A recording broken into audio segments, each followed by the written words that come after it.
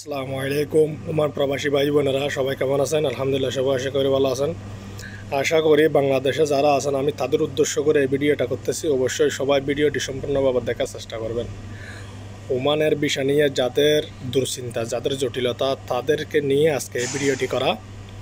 অবশ্যই সবাই না টেনে সুন্দরভাবে ভিডিওটি দেখার। আমরা সবাই জানি দীর্ঘদিন ধরে ওমানের মধ্যে ভিসা বন্ধ করে দিয়েছে ওমান সরকার।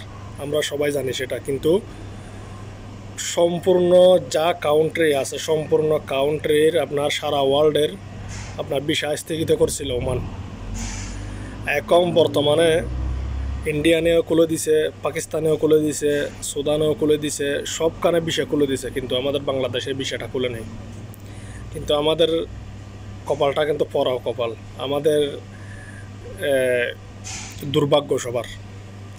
একটা বিষয় হচ্ছে যে আমরা বাংলাদেশিরা চারাদিক দিয়ে আমাদের দুর্ভাগ্য। ওমানের মধ্যে যারা আসতে চাইতেছেন তাদের আশাটা পূরণ হবে, কিন্তু একটু ধৈর্য ধরতে হবে। কিন্তু এখন বর্তমানে ওমানের মধ্যে বাংলাদেশের আমাদের কোনো ভিসা খোলা নেই। ভিসা খোলা আছে, কিন্তু যেসব ভিসা খোলা আছে সেগুলো হচ্ছে ট্যুরিস্ট ভিসা, ফ্যামিলি ভিসা, এরকম। কিন্তু আপনারা যারা কাজের ভিসা আসতে চাইতেছেন তারা কাজের ভিসা এখনও আসতে পারবেন না। কি জন্য? এখনও পর্যন্ত কোনো ভিসা খোলা হয় নাই। বর্তমানে অনেকটাই পরিস্থিতি ওমানের মধ্যে এখনও বর্তমানে অনেকটাই খারাপ।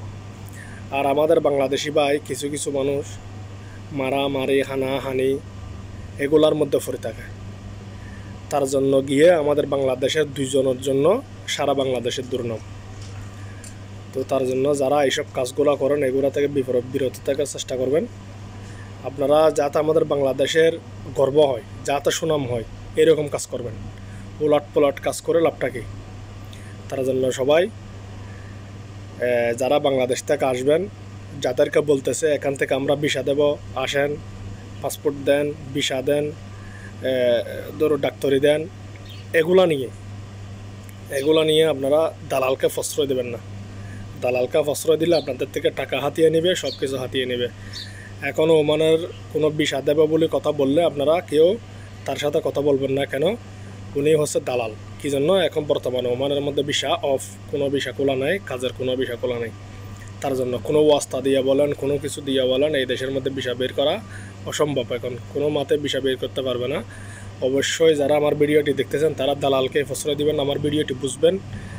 যখন ভিসা খোলা হবে তখন ভিসা নিয়ে আপনার ভিডিও করার চেষ্টা করবে, তখন আপনারা আসতে পারবেন।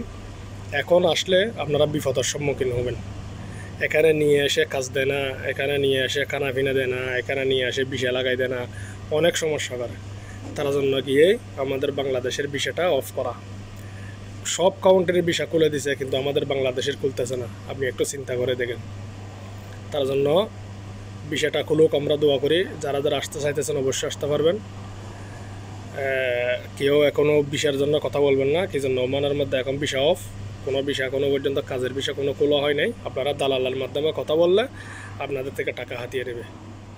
সবাই ভালো থাকবে, সুস্থ থাকবেন, দালালকে কেউ প্রশ্রয় দেবেন না। সবাই আমার পাশে থাকবেন, সবাই ভিডিওটি শেয়ার করবেন, সবাইকে দেখার সুযোগ করে দেন, সবাই সাবস্ক্রাইব করে নেবেন। সবাইকে ধন্যবাদ এবং